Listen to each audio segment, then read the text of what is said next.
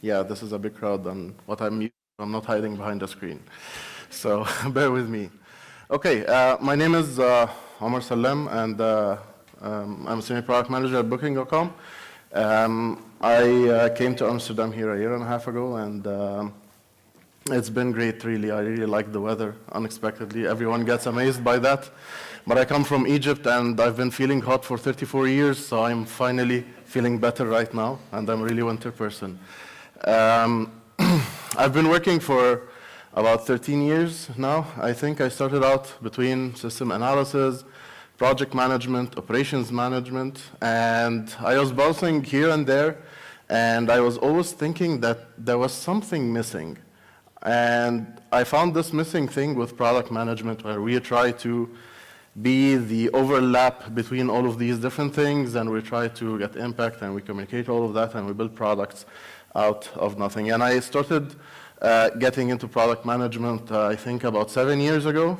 And I was always really fond of how product management is a concept. It's a framework. It's not something that is hard-coded or that you have to do it by the book. It gives you a framework, some concepts, and some principles that you work with, but you can be as flexible as you can depending on the situation that you're in. Throughout my experience, back in Egypt and across the Middle East, I worked with a couple of different startups. And then I worked with Jumia Group. I don't know if you know that or not, but it's like the African Amazon. Then I got the chance to work at Delivery Hero, at the Middle Eastern brand of it, Talabat, and then I came here to Booking. I never had the same scope in all the places that I worked with. I never had the same product twice, the same kind of audience twice, the same business or the same sector twice. And I really like to think of myself as a generalist product manager. I just think about product, these frameworks and these principles and ideas, and I try to apply it on the product that I'm working on. Customer centricity, alignment, delivering impact, all of these different principles that we live by and try to achieve. When I got into Booking.com, again, I got into a very new scope to me. I never really know anything about it. And it was by accident, actually. So when I was interviewing, I knew that the position is Senior Product Manager for Location Intelligence. And I had this idea in my head that it's related to, yes, I know it's geodata and how to do that and how to build maps and help people take these kind of decisions and so on. And I was going through the interviewing process, and I remember my assignment was something about that, and I also included, the back-end structure and the front-end solution that might support that for the idea that I was presenting. But when I actually started, I found something different, because Booking is huge. We have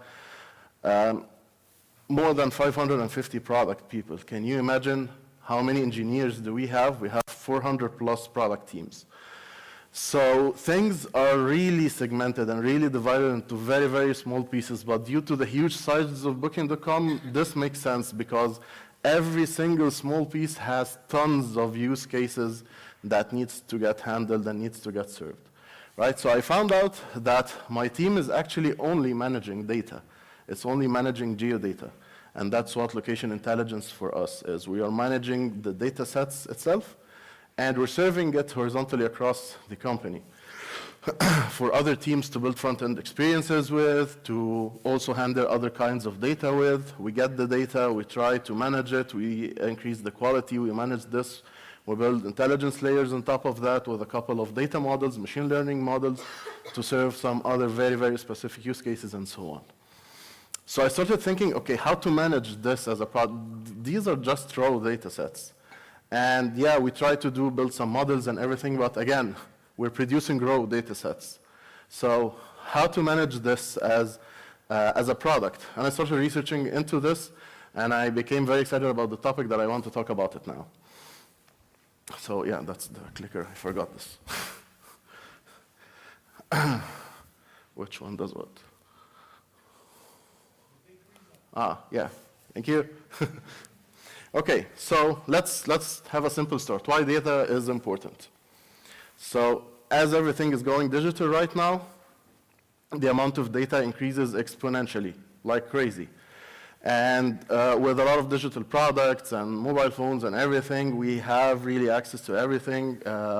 And data is increasing like crazy. In fact, that's an actually true stat that 90% of the data existing in the world right now was just created in the past 2 years. So that's how crazy the data is increasing. So what are the challenges that caused this topic to appear of how to manage data as a product? I'm sure that most of you, if not everyone here, are suffering from the same things some way or another. Data across your company, whether it's a small one or a big one or a corporation, is fragmented and scattered everywhere between tens and even hundreds of different systems. It's either captive and you don't have access to it with third-party systems that you are working with, or you cannot actually trace where it is because it's basically locked within the in-house legacy. You cannot track it, you cannot see it, visualize it, or anything. And it's structured in different ways.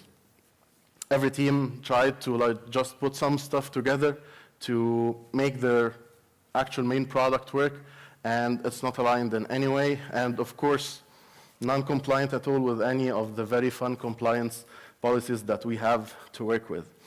That results that the organization's data is remaining in the dark. We cannot sense it, it's not accessible. And this dark data, it doesn't drive the company anywhere. It's just weighing the companies down, it's weighing the different teams down, and it presents additional obstacles of extra work that you have to do to figure out a way how to move around it or how to deal with it, right? So, a couple of years back, very recently, this lady, Zamak Dagani, talked about the data mesh framework. Who's familiar with the data mesh? Okay, thank you. It's something that is relatively new as a framework or as a topic. And it's driven by this simple definition of that there are specific stakeholders or specific business units that are the best people to manage their own data because they really understand what the value of this data, potential of this data, what it could achieve if treated in a good way. So they should have the ability to create, to manage, and serve these data sets. It's oriented about different business domains or business units that are very specialized and highly informed about a specific data set. So in order to build this data mesh, which is the scaled form of how to manage data and data structures, the first thing that you need to manage data as a product, and that's what we're getting into in this presentation. Also, the data ownership and architecture is domain-oriented. It's somehow a balance between centralized and decentralized. So it doesn't have to be extremely scattered, but it can also be shared and managed in different places. But the most important thing here, if you guys remember in the panel discussion yesterday, I said that I really like this word ownership, and there's a lot that I do that revolves around it. So data can either be fully centralized or preferably not very centralized. It could be managed in different places, but the ownership has to be crystal clear. Who owns this data and who's managing it and responsible and accountable for it. Also, another very important concept, and this is the optimum state, that if everything is applied correctly, we would reach the state of having this data on a self-serve platform, that the team that is managing this data doesn't have to cater personally to each and every single use case and to prepare the data for it and so on. The holy grail is to reach a self-serve data platform. And of course, in order to do all of that, you have to have some federated data governance policy or program in there. There is a little bit confusion between these two terms, because data as a product, it has a lot of slashes and spaces, and in normal day conversation, it gets turned into data product as it is. But when we're talking about the academic definition, if I may call it academic, about these two different terms, there is a slight difference. So a data product is just a normal product that has a front end or any kind of experience or whatever, but the experience design is highly independent and relying on a specific type of data set. Let's think about Google Maps, for example. You have the front end, the map is interactive, everything is great, and it gives you a lot of insights, it helps you with direction, calculations, and so on. This is a data product that is 100% relying on geodata that is managed separately as a product. So we have to clearly define those two things, because that would be the starting point of understanding, okay, how do I manage data as a product and why do I need to do that? So there are people that are managing the geodata, as me and my team are doing at Booking.com, and try to serve it horizontally and everything and prepare it. And there's other teams that are building front-end experiences fueled by this specific type of data. So as I said, data as product says that the data is the first-class product. I'm not distracted by front-end experiences. I don't do any of this. We're just focusing on how to manage this data. This is the true product. And the main goal is to make it discoverable, addressable, trustworthy. We're talking a lot about trust yesterday, and secure. I know there is a lot of text on this slide, but I just wanted to remind myself so I won't forget what I want to say. Sorry. So the principle says that, yeah, we are serving a lot of customers out of our domain. They all have different use cases. They all have and building a lot of different experiences. But I am responsible, and we are responsible for making this data following these 4 principles for everyone to be able to serve everyone in the same quality level. So before we start talking about, okay, how to apply this and what's the mindset and everything, how do we actually know which kind of data is worth to be managed separately as a product? So there can be a couple of considerations that will identify this for you, and a couple of signs and symptoms as well. So of course, for example, business value and relevancy. For us at Booking.com, geodata is one of the most important data sets, because this is how I tell you where the hotel is or where the location that you need to go to, or give you some information that would help you take decisions, like how far from the city center, or how close to transportation, or how commutable something like this is, or how close to a specific beach that you want to say, that you want to visit, right? What happened here? Yeah. And of course, how strategically important this data set to the business that you have. So relevant to the business and the experiences that you're building, you would be able to identify, okay, these are my main data sets that I really have to maintain because they fuel my experience, and these are the most important things to the user that has to be always correct and accurate. And it's really relevant to the customer experience. Also, the horizontal need across the organization. So how many teams actually need this data? At Booking, we have like 50% or 60% almost of the teams that are operating out of these 400 and something teams that I told you about are using geodata. And they all used to manage it separately in silos. So imagine the kind of chaos that was created over the years since Booking started in like the late 90s or something like that. It was crazy, right? And of course, data availability and quality. You cannot build your business and you cannot build your product with data that still doesn't exist. That would be suicide.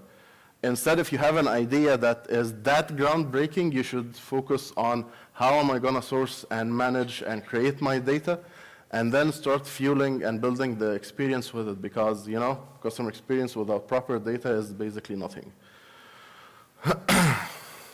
So how to apply product on data? At the end of the day, this is just data set. It's hidden in databases and infrastructure. It doesn't have a front end. You cannot gauge the impact on customer easily, or sometimes you could never really gauge the impact on customer, and understand if you're doing something right or wrong.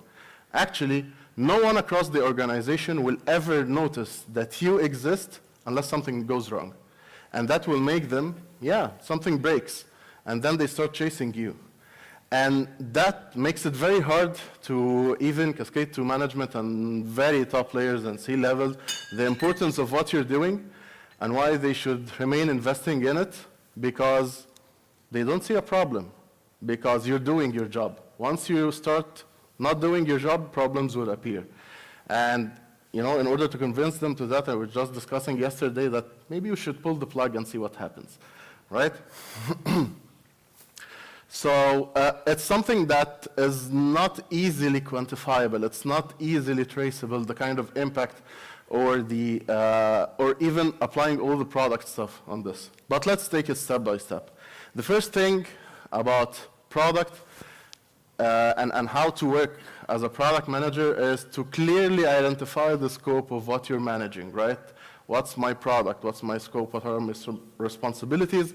What am I doing and what I'm not doing and I'm not responsible for? What's the product and what's not the product? Scope definition is really, really crucial here because, again, my favorite word, it will help you seize ownership of what you should manage from all the different teams that is managing it, and help you get rid of things that maybe other business stakeholders think that you need to manage, but you're not supposed to. So crystal clear scope definition is something that is very important.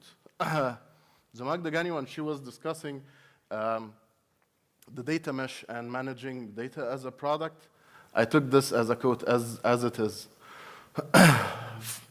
This is something that is crucial for creating a distributed data platform. Scope definition is something very crucial for it, and in order to decide what kind of data assets and the very thin line between the data and the products that is fueling and who should own what and how they can work together, all of this is defined at the very first step. So you could go in a couple of steps, right? First, let's say what data set using the principles that that I presented earlier. Which data set should I manage or is worth managing? And what's the purpose of that data set? What are we trying to do? How are we trying to help the teams? And how are we actually trying to help the customer with that?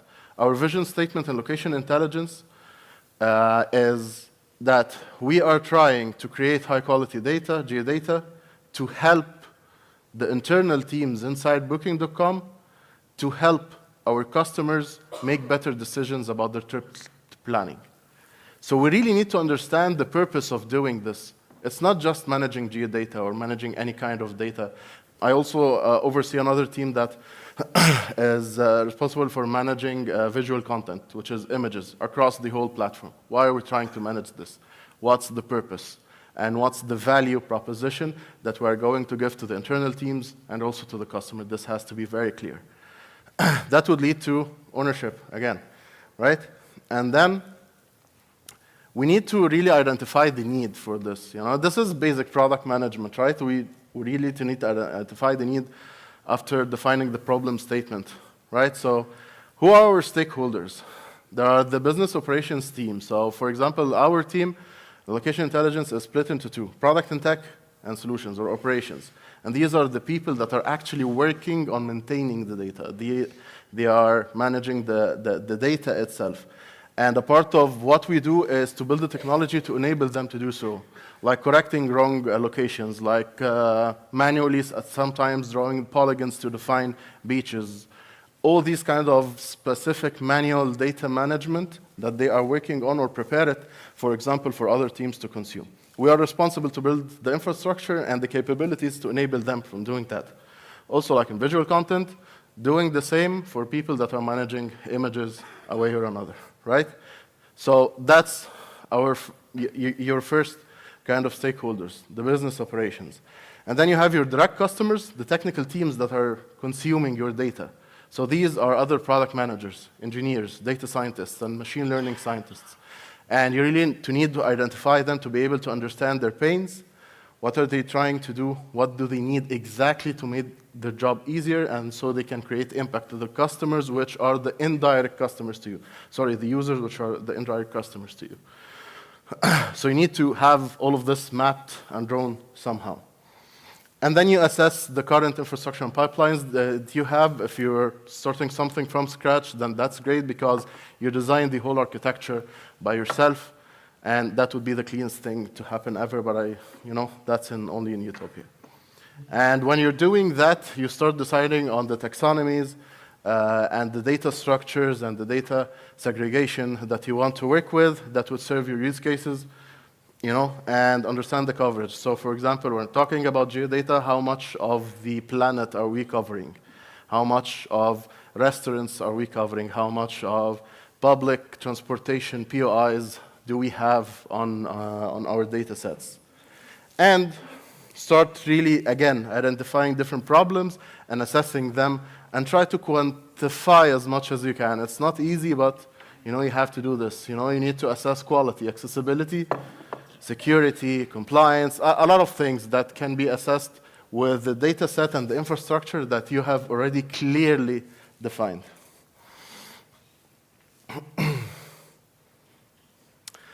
After that, you could apply design thinking on data. And that can be a very strange thing to understand, right? Design thinking can be really relatable to front-end experiences and design and product design and, all the exciting stuff that was presented yesterday on the second presentation. I'm very, very bad with names, I'm sorry. But how to apply design thinking on data, right? Let's again look at the raw concept of design thinking. It's actually a way of thinking. It's not related to design or designing a front end or product design. It's the mindset of taking very structured steps into a very agile process to discover, define, and build and deliver. Sorry, develop and deliver, it's for these, right? So it's a very structured process for a very, very agile, again, process. It sounded better in my head, sorry. Right? So take these steps into addressing any kind of new area that you're getting into with data. You need to discover all the things that we talked about in the previous 2 slides. You need to have these discovery workshops. Include every stakeholder that you have. Include the business operations. Include the indirect stakeholders. Because you really need to be customer-centric, because it's product management. You need to be really close to your customers. And then you start, iterating on that. You define the problems, you start defining solutions, and you develop and you deliver. But also applying 5 very, very important concepts of product management. You need to empathize with your customers, whether they're indirect or direct. You need to define everything. You need to ideate in a group, brainstorm, workshops, all of that. You could prototype with whatever you want to build, whether it's like a rigid infrastructure or a new data model or a machine learning model. You need to experiment. You need to try to see what kind of impact and whether it's properly working or not. And you need to test, of course, before you ship something. This is what I consider the most important slide of what I want to tell you guys today. You need to proxy your impact. Find a way to proxy your impact. Again, as we said, you're managing data. You are basically in the engine room of a ship. No one sees you. No one knows that you exist unless something wrong happens and the ship is breaking down, right? So you cannot easily quantify the impact that you're doing on customers. This cannot directly be connected to conversions or net room bookings, or sales, or all of that. You need to find a way to proxy your impact. So first of all, again, share ownership. You need to convince and sell to your stakeholders that you're not the enemy, you're actually trying to work with them to maximize their own impact, and that you need to work together. You're not 2 or 3 different separate teams. You're all working on the same scope, but with different responsibilities and different roles. And all of your talents and all of your skills, if put combined together, you are going to maximize any kind of achievements that you are after. Because at the end of the day, we're all after the same thing, right? And then include yourself with your direct customers' practices. All the different teams that we are serving, I'm trying to include myself in their discovery workshops. And maybe sometimes I jump into their refinement sessions. Maybe also as well stand-up sessions if I'm trying to push something so hard. So I just show myself just to put pressure over there, right? But be very involved with your direct customers, the technical teams that are actually using your data. Why? Because you really need to understand how they produce impact. What kind of objectives are they trying to optimize for and reach out for? What are they working on? What are their strategies? Because the next step, you should start creating proxy impact funnels. Like saying, okay, these 10 teams are trying to optimize and deliver impact, mostly with KPIs that look alike. And funnel number 2, that's the group of teams with these kind of KPIs and objectives, and funnel number 3 and funnel number 4, for example. And by doing that, you come a couple of steps closer to identifying what are the KPIs that you're trying to optimize for, and you give them weights in terms of all the numbers that they have and everything. That would be the way for you to be able to prioritize, to be able to gauge what kind of impact you are probably making with which business cases that might be more impactful by the others. And when you start receiving requests and identifying new opportunities with the teams, you would be able to say yes to this and no to that, rather than just being a technical support team, receiving requests in a pipeline and everyone is chasing you for deadlines, and you just turn into a help desk. That's not your job. You're a product manager, managing a product team, managing a very crucial, important product to your organization. And you need to stand up for yourself and be a product manager. Don't settle for being an IT help desk. Or respect to them, of course, but that's not the job that we're hired to do, right? So this slide was like 6 different slides trying to describe, what are the qualities and principles of product engineering, specifically for data. But, we don't need to go into that detail, but your data needs to be discoverable, self-describing, interoperable, addressable, trustworthy, and secure. You need to start working on this and prioritizing which one do you want to tackle first and which one is the next based on how you assess these 6 different things for your data and infrastructure to optimally reach the holy grail of having your data on a platform that is self-service platform. We could talk definitely more in a separate talk about this only, but these are the technical considerations that you need to take into account when assessing your product. So key takeaways over here, depending on how data is treated, it could actually be one of the most important assets for a company. And the data mesh is a framework to balance data centralization and decentralization. It's a balance in between. Data product is consuming data, while data as a product is having data and governing it and generating more interesting data out of it with a higher quality. Product thinking and design thinking principles can make a huge difference on how to manage data as a product. We're almost out of time, I know, but there is something that I wanted to add as a bonus here.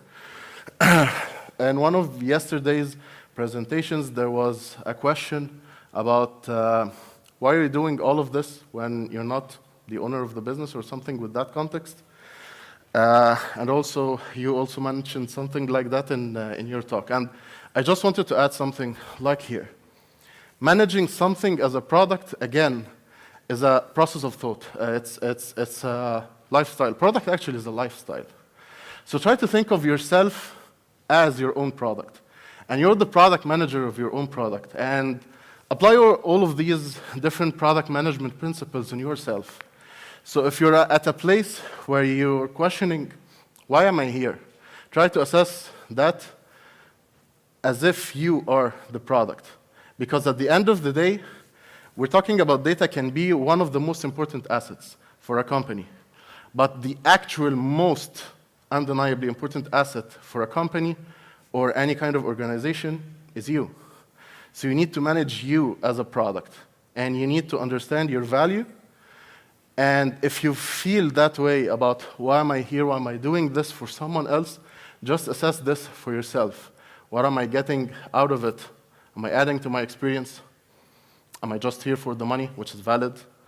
Am I learning something? Am I doing actual impact? And what do these different factors represent to me? And if I'm actually relying impact on myself with any of these and you're satisfied with that, then you would have the answer of why am I doing this right now, right here, and why should I take it, and go through it. And if not, that you need to find an answer and do something else. But if you're just trying to push through, you're pushing through because of something that you're getting out of it. And, don't just dwell into the thought of, why am I here? I'm depressed, I'm stressed, I'm all of that. Try to think of it as that you're developing yourself as a product. I'm gaining experience. I'm gaining something new. I'm doing good money to take care of my family. I'm getting some status from the place that I work with to fuel my next step, to fuel the strategy that I am doing to develop myself as a product for later stages, for my 5-year plan, 10-year plan, whatever. Always try to apply you as a product, as a lifestyle. So, yeah, thank you so much. If you want...